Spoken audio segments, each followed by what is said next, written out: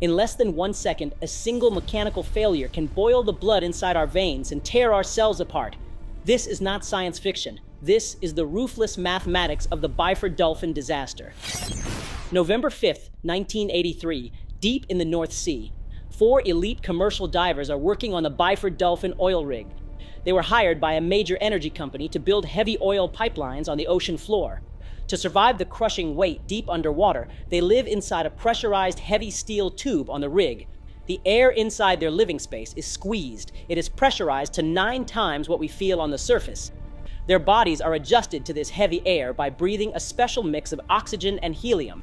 They are safe as long as the pressure stays exactly the same inside this fragile, mathematically perfect equilibrium. But that safety is about to shatter.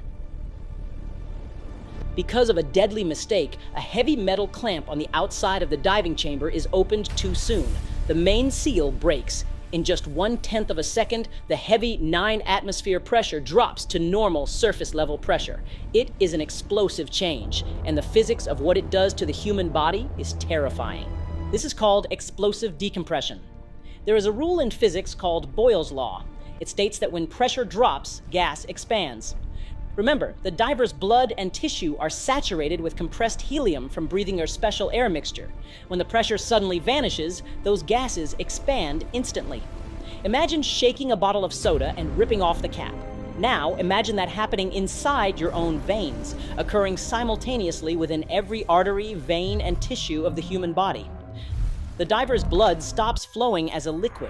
It instantly turns into a toxic, rapidly expanding foam of gas. Massive bubbles block the heart and brain in an instant. But for one diver standing right next to the open door, the forces were even worse. The massive pressure inside the chamber had to escape. It rushed out with tens of thousands of pounds of force, dragging the diver's body along with it. The force was so extreme, it pushed his entire body through a gap only 24 inches wide.